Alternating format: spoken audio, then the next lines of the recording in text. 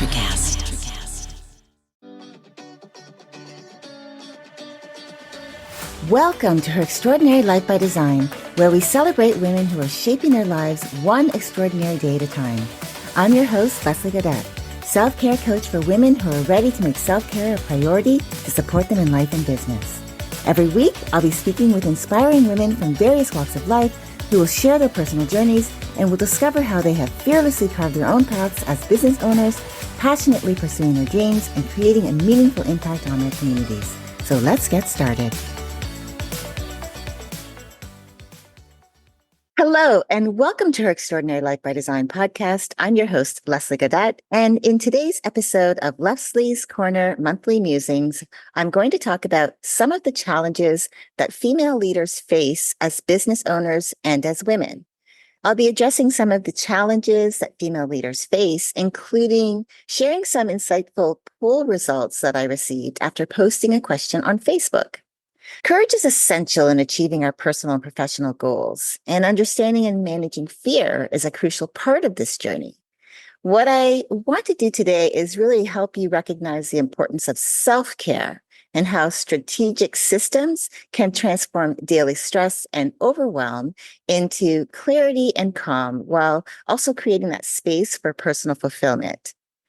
With years of experience in coaching and personal development, I have seen firsthand how self-care and also the planning of it, the strategic planning part, can really make that difference in our ability to lead effectively, to not even just to lead, but to live our lives with more quality of life, to have more joy, more gratitude, more ease and flow.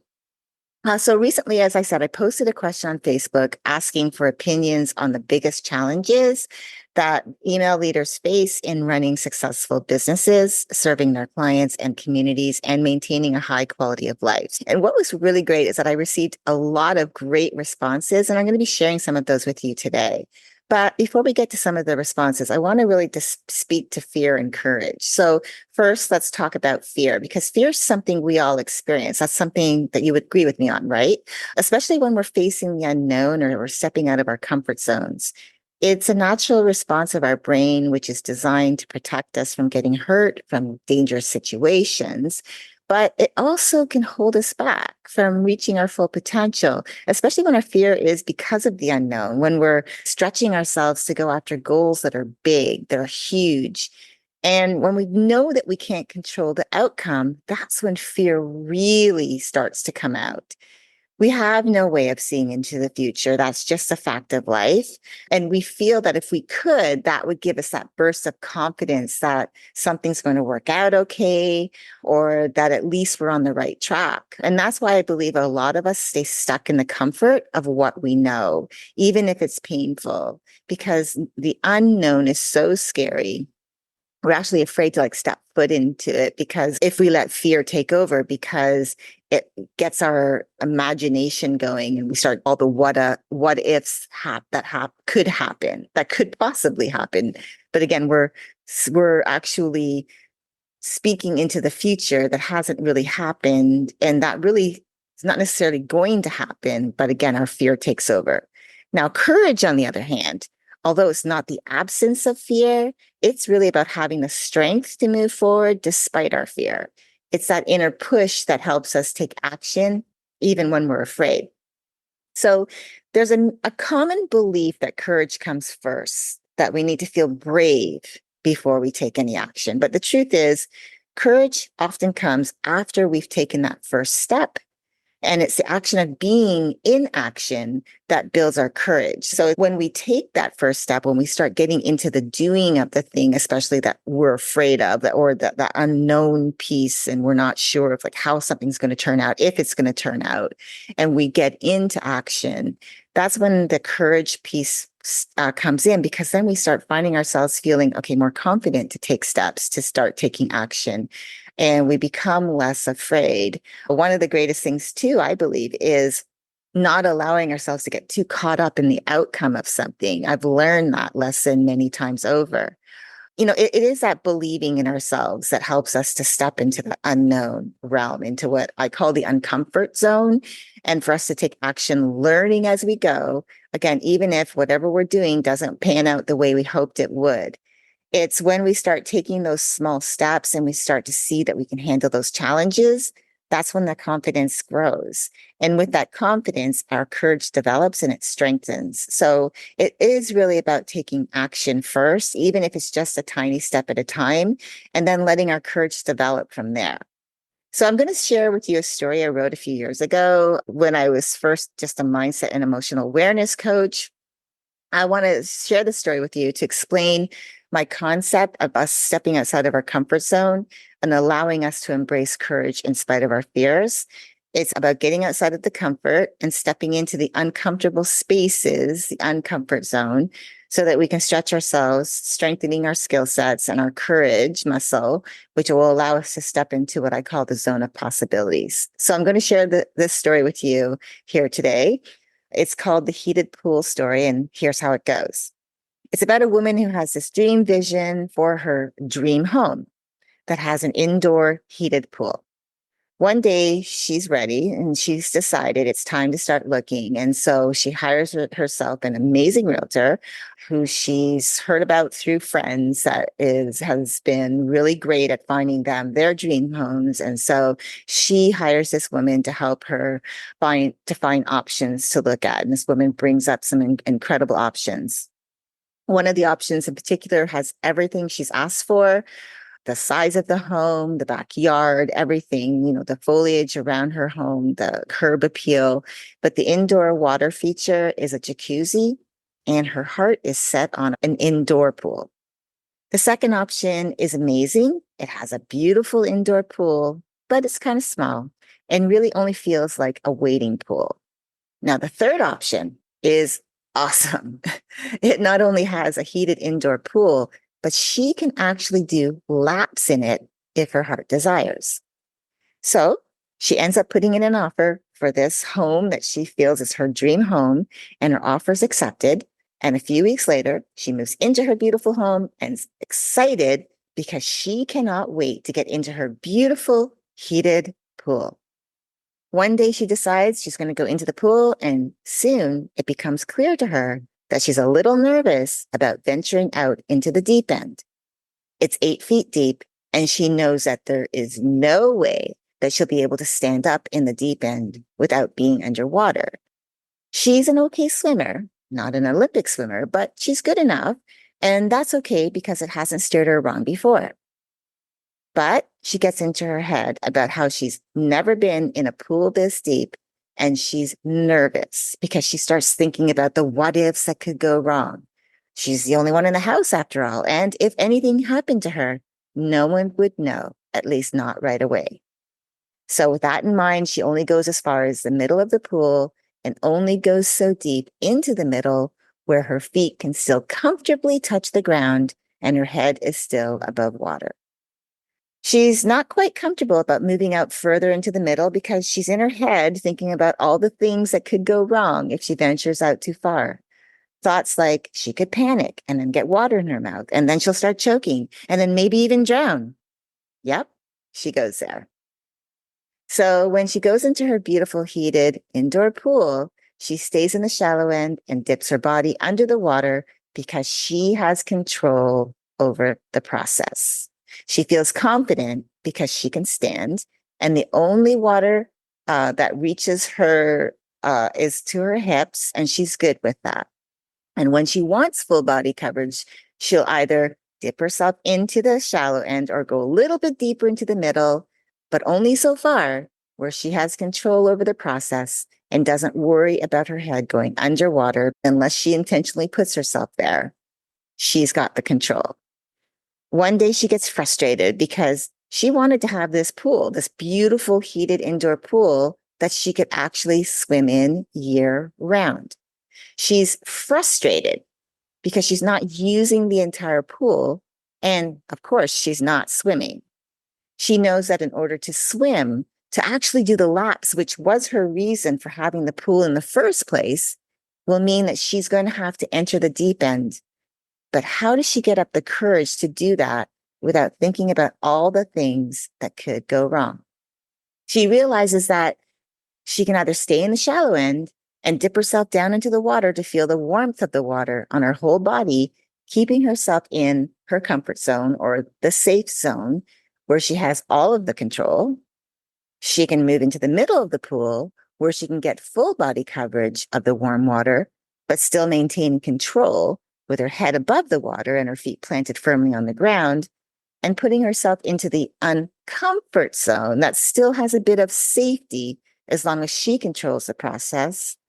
Or if she wants to start using the whole pool and start swimming, because that was her intention, right? To be able to swim year round and swimming being the action, then she realizes that in order for that to happen, she's going to have to venture into the deep end.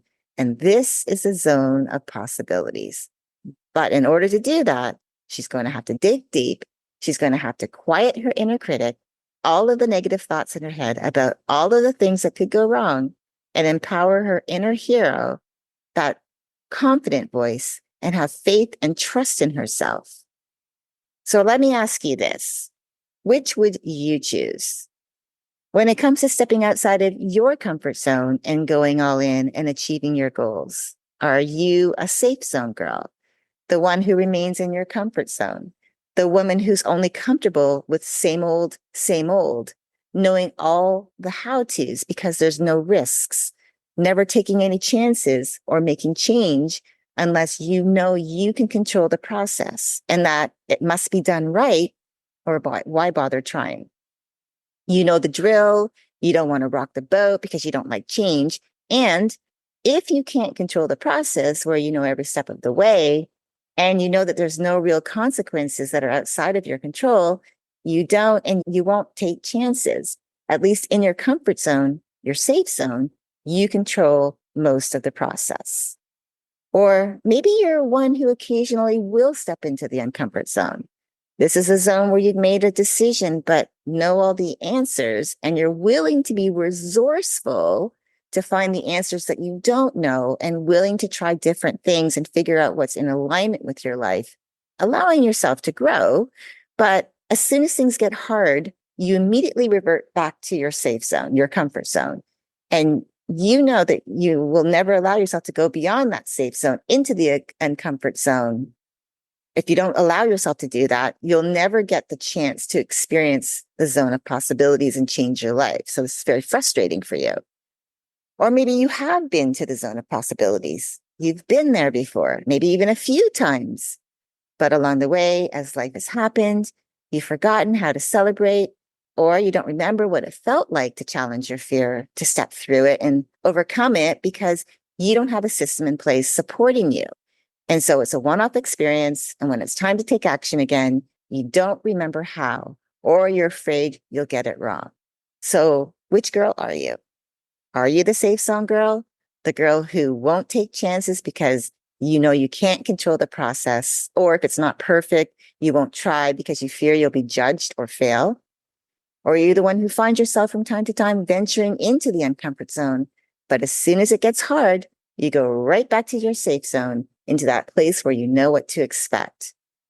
Or are you the one that maybe you've ventured a few times past the uncomfort zone, and maybe a few times you've actually tasted the zone of possibilities, but you can't quite remember how you got there, why you were there in the first place, or even how it felt because you didn't celebrate those moments, you didn't document what happened, and you didn't anchor in the experience into memory. You just checked it off as done, and then you moved on.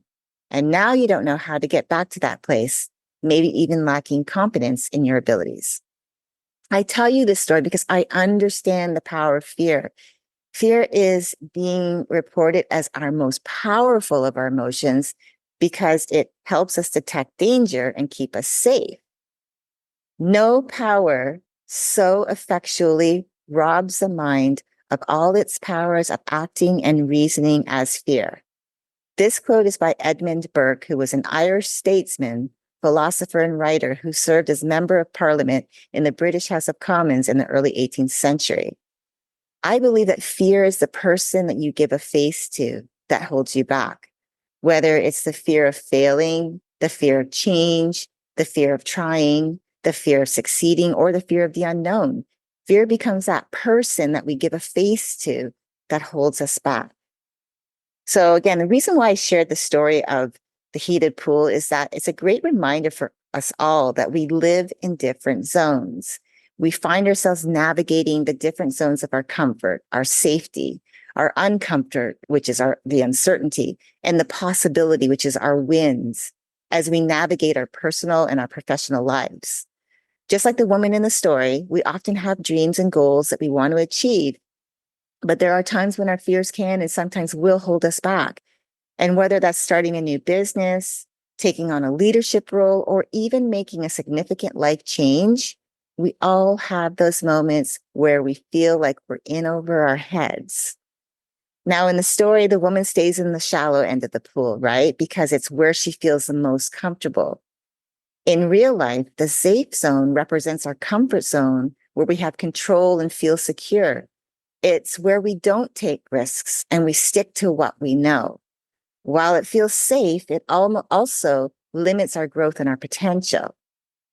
When the woman moves to the middle of the pool, which is the uncomfort zone, the uncomfortable space, this is where she starts to feel more vulnerable, but still feels she has some control.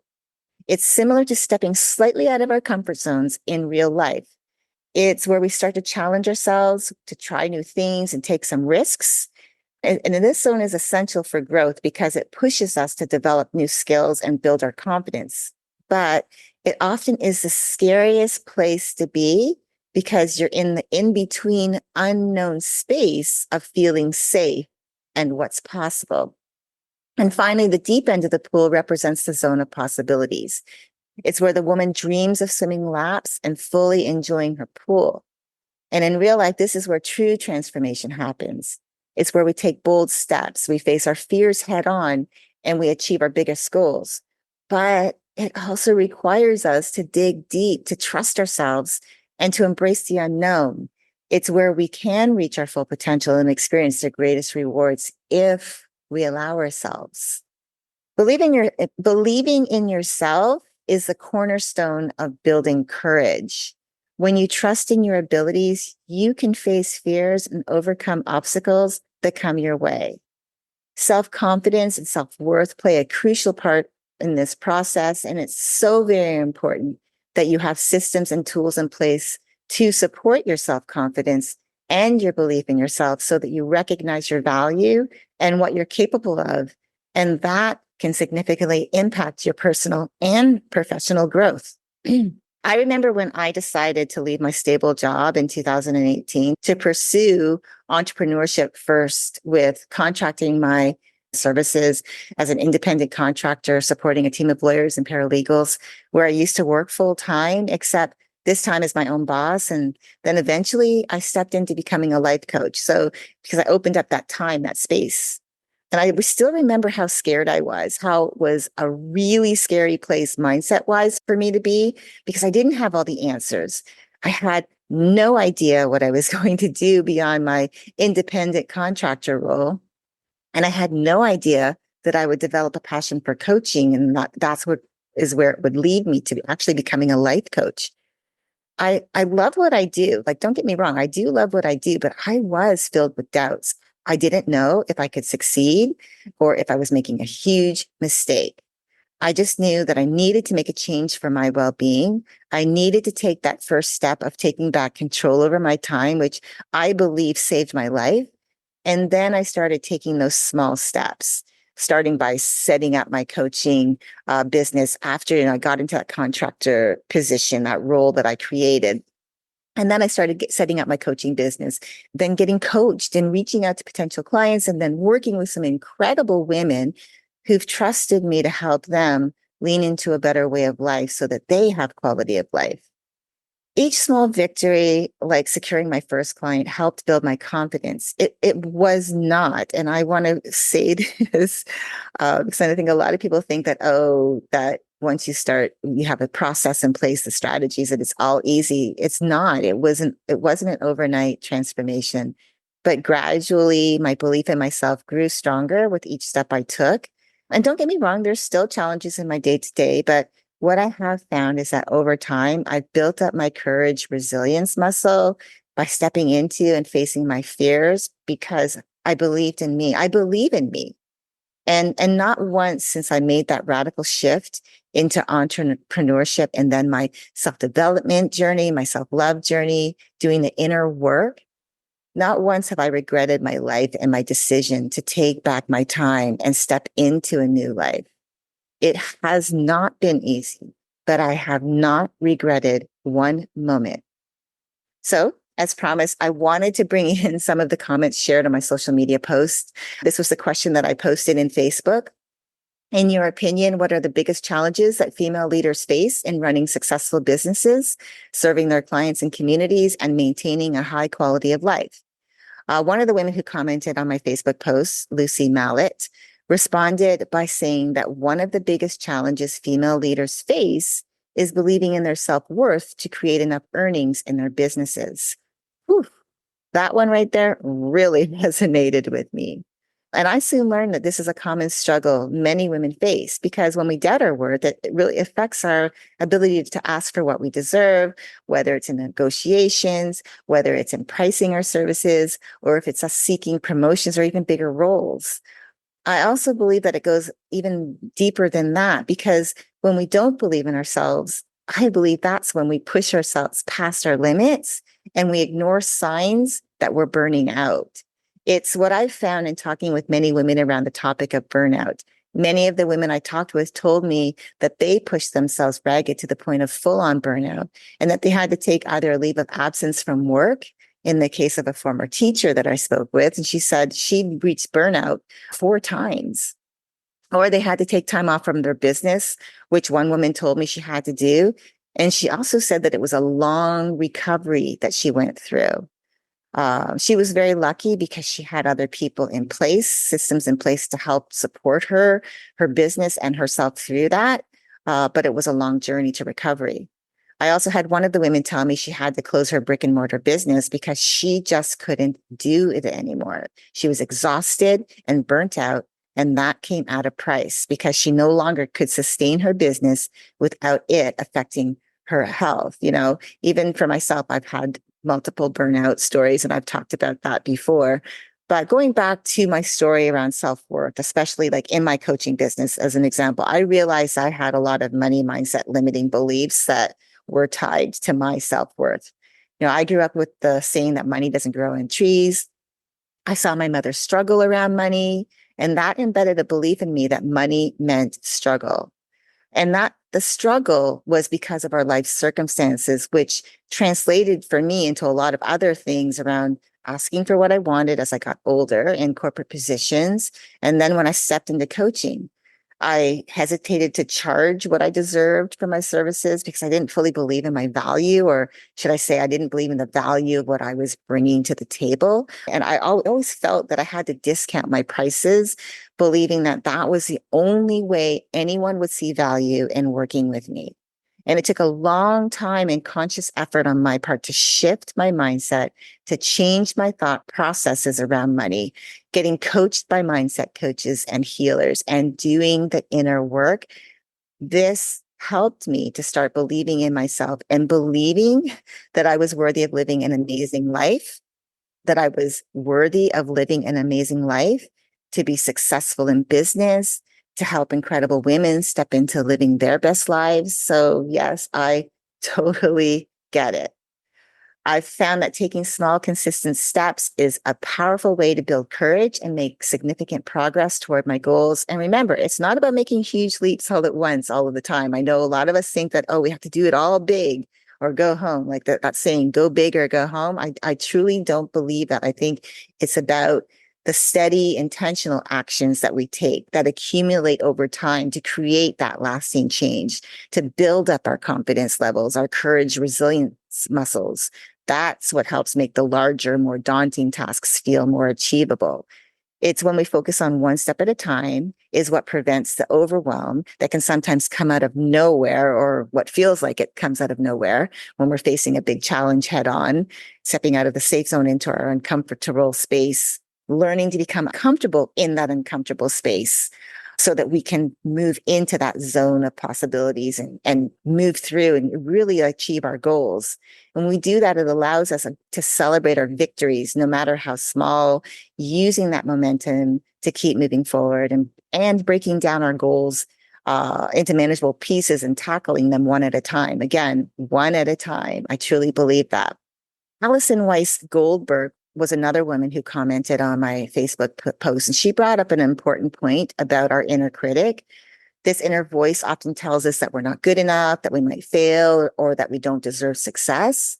I call that the secret bubble of words that we store up in our brain, with words that we don't ever speak out loud, but that we say in secret to ourselves. And sometimes they're quite cruel. In fact, most times. Those are the words that our inner critic pulls out and uses against us. And our inner critic can be really incredibly persuasive and loud, making us doubt our abilities and keeping us from taking action. It's one of the biggest obstacles to building courage and taking necessary small steps to get through to the next level. So really, it's understanding that our inner critic that exists inside each and every one of us, it is this person, this inner critic, this inner voice that discourages us or tries to keep us safe. Our brain is like chiming in, trying to keep us safe. This inner critic is real. And recognizing its impact is the first step towards overcoming it, or really about us taking control of our thoughts, because that's where we do have the control. Our inner critic thrives on fear and self-doubt, feeding into our insecurities and holding us back from reaching our full potential. I really feel that because our brains are designed to keep us safe, looking for the what ifs to happen, like giving us all the scenarios of, well, if you do this, all of these things can happen, all the negative things that could happen. I think it's there for a reason, obviously, and it's a good thing to have that to help us to stay away from danger. But when we're allowing that perceived danger to take over because of all the what ifs, that keeps us from reaching our full potential. And when we acknowledge its presence, the presence of our inner critic, when we start to acknowledge it, we actually can start to challenge the narrative and gradually replace that narrative with more empowering and supportive thoughts. When it comes to building courage, several common obstacles can stop us from making progress. Self-doubt's a major barrier, making us question our abilities, questioning whether we're capable of achieving our goals, which of course can be paralyzing, preventing us from taking even the smallest of steps. Another significant obstacle is the fear of failure, where our fear of not getting it right or doing it right or failing at getting it done, or whatever that thing is that we're doing, that fear can be so overwhelming that can stop us from trying new things or stepping outside of our comfort zones. And the thought of not succeeding can be so intimidating, and the potential for embarrassment or disappointment can be so overwhelming that it can keep us stuck where we are. Someone I know recently called that being stuck on shit street in Stucksville. So our inner critic can be so harsh that it fills our minds with thoughts of inadequacy, fear, unworthiness, self-criticism. That all can lead to procrastination, even self-sabotage, where we get so in our heads that we stop our momentum, giving up if something gets hard or feels hard when it's challenging us to stretch our edges. And all of this negative self-talk and negative mindset reinforces our self-doubt. It magnifies our fear of failure or getting it wrong, making it difficult to build the courage we need to move forward.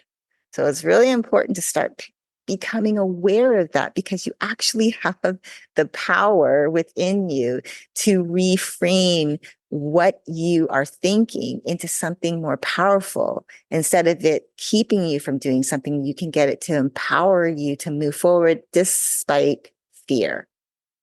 Now, another woman who responded to my Facebook post, Heather Schlick Falls, commented saying some important points about delegation and staying in one's zone of genius. Often we try to take on too much ourselves, believing that we need to handle everything to make sure that it's done right, which of course can lead to burnout and prevent us from just focusing on the areas where we truly excel. A lot of the time we think only us, we can do it. I think a lot of times why I was not willing to give instruction to someone else to help me was I felt that it was just going to take too much time to explain it. And in the time that I'm explaining it, I could have done it already. But you get better and better at it as you delegate more. As you learn to be able to explain, when you know exactly what it is that you need, you're able to explain it that much more clearly and more efficiently, or, accurately, the way you want it to be explained, so that you can help that other person to help you, and allowing for it not to having to be perfect, because there's no such thing as perfect, and allowing that person to help you and being able to have that dialogue back and forth, because they might actually have something, an idea around it that could help you to make it even better and bigger than you expected. So it's a critical skill when you learn to delegate that many of us struggle with. Letting go of certain things, tasks, and trusting others to handle them it can be difficult, especially again, if we're used to being in control or afraid to ask someone to help us because we fear no one else can do something better than us. However, when we don't delegate, we're limiting our ability to grow and to succeed. I find it often comes down to a fear of asking for help as well, because we don't want to be seen as an imposter, because we believe people will see us as unqualified. I can so relate to this, because that was me until I learned that asking for help is actually a sign of strength. And it opens up you up to insights that you may not have considered before, that if you had not been open to receiving it, you might not have heard something new that actually could have sparked something even better. So I always feel like asking for help is such a sign of strength.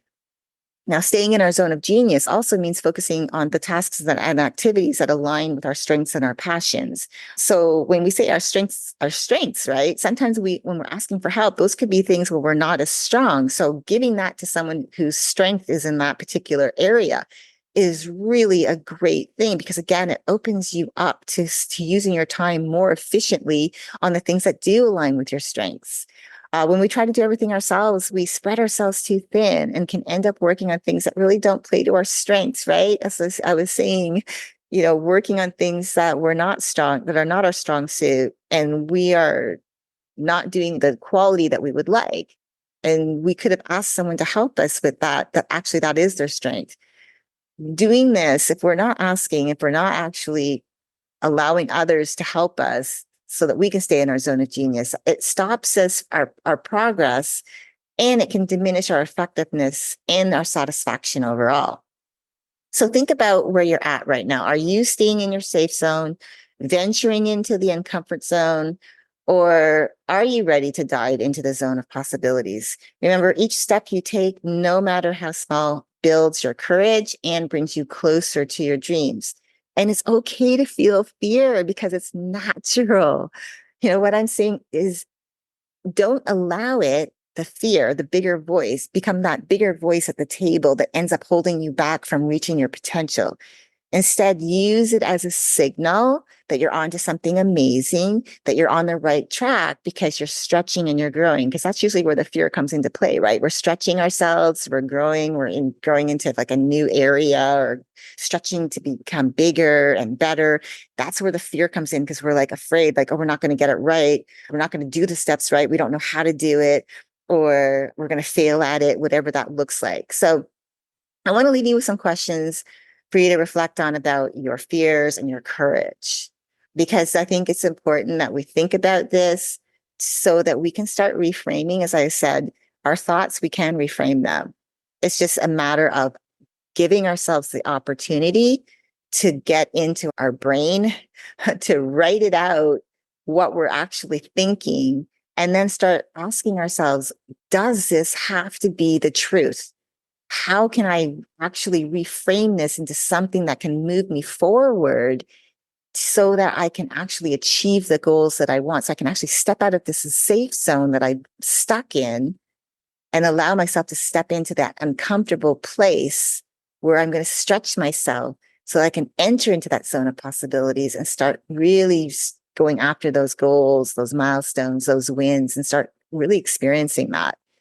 So the first question is, what is one thing you're afraid of doing, but you know deep down inside that if you allowed yourself to step into doing it despite your fear, that this one thing would help you grow? Second question is, how can you take a small step towards facing this fear today? And the third question, What have you experienced in your past where you faced a fear and you succeeded? What did you learn from this experience? Again, I truly believe there are so many clues in our past. If we just allow ourselves to go back to the clues in our past and allow ourselves to actually reflect on them, there's a lot of milestones that we've all achieved. And if we've been that person who's just had a checklist and we've done check mark done and moved on, not allowing ourselves to really commit to reflecting on it and to celebrating it, we're not anchoring that in as a memory. And those memories, when we do that, they help us because we can tap into them and say, oh, I had something similar that I did. And being able to do that is a way to actually, I believe, is one of the best ways is through journaling, because that's documenting it. It's allowing you to then to really put it into setting it into stone, like, oh, these are milestones that I've made. I've done this before. This is how I used to think, but now I want to think this way because this is the way I want my life to go, not the way I believe it is now. How can I move through that into something more in alignment with where I want to be? The next thing I want to encourage you to do is practice visualizing the outcome of a task before you start. So the next time you have a big goal and you find yourself facing down fear, I want you to imagine yourself stepping into action, doing the thing, enjoying the process, learning and growing from the experience, and seeing yourself not being attached to the outcome and not worrying about failure. Just allowing yourself to step into the unknown and into the possible, and then taking action from this more empowered place. And then after you visualize this happening, then you go and you take action. I would go a step further. Like after you've taken that action, I would journal about how it felt. Because a lot of the time we take that action and then we're like, oh, this wasn't as hard as I expected, or oh, that was amazing, or this amazing thing happened because of taking this action. Again, that's also anchoring in milestones and celebrating your wins. And the last tip for today is I want to remind you to practice gratitude daily. Be grateful for what you have and don't focus on what you don't have. I think a lot of the time we focus on all the things that we don't have, the things that we want, and we don't have that yet. But when you focus on what you do have and foster that positive mindset, that can help you stay focused on what you've accomplished and the progress that you're making. So make it a practice that each day you write down 3 things that you're grateful for, shifting your perspective and reinforcing a sense of positivity and possibility. Now, if you're not one that wants to write down those things that you're grateful for, maybe you could think about these things, close your eyes and imagine those things that you are confident about, that you are grateful for, 3 things, and really visualize why and how you're feeling about these things and why you're so grateful, and allowing gratitude to help propel you into your day. When you incorporate the strategies I've shared into your daily routine that empower you, especially if you do you know, asking yourself these questions, doing some visualization every time before you start something new, also practicing that gratitude and allowing yourself to be focused on all that you have instead of all that you don't, you're going to gradually build the courage to step out of your comfort zone more often and take action in spite of your fear, which will help build up your courage, resilience muscle, and move you closer to your goals more quickly because you are getting into action. Again, each small action step you take is going to reinforce your ability to face your fears so that you can embrace new opportunities.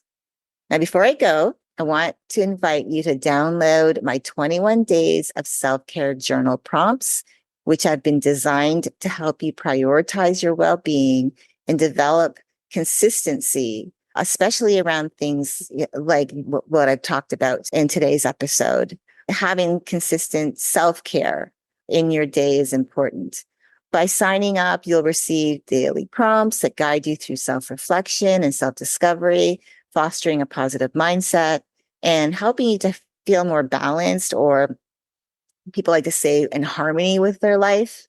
They're a great way for you to start building a routine that supports your mental, emotional, and physical health. So you'll find the link to get the 21 days of self-care journal prompts in the show notes. You will find the link there. Also, if you're looking for personalized support, feel free to connect with me by email, which you'll also find my email in the show notes. I'm here to help you navigate your journey towards a more fulfilling life.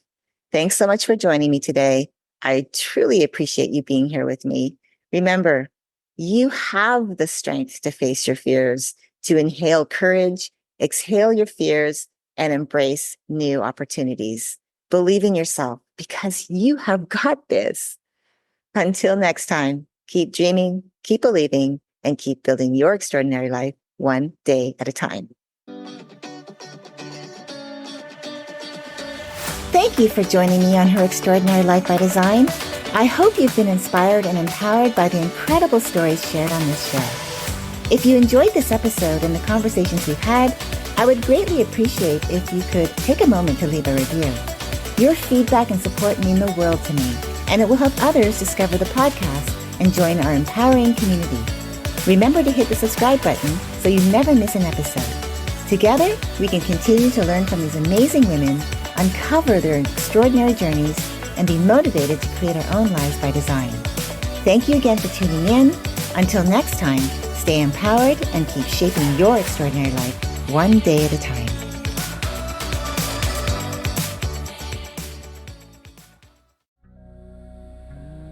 Hi, I'm Geraldine Glass, and I'm excited to share a new healing music offering, an extended version song called Joy Reboot, a unique fusion of pop, classic, rap, soundscapes, and funk to inspire collaboration and bring unity through sound.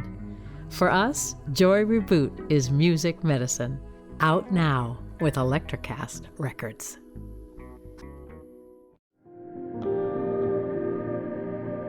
Everyone has heard about the U.S. space program, but what is actually going on at NASA? Get the real story in 4 minutes or less with the NASA Daily Podcast from Electrocast. Join astronauts and researchers as they conduct groundbreaking experiments, work on the International Space Station, and reach for the stars. NASA Daily, your cosmic update.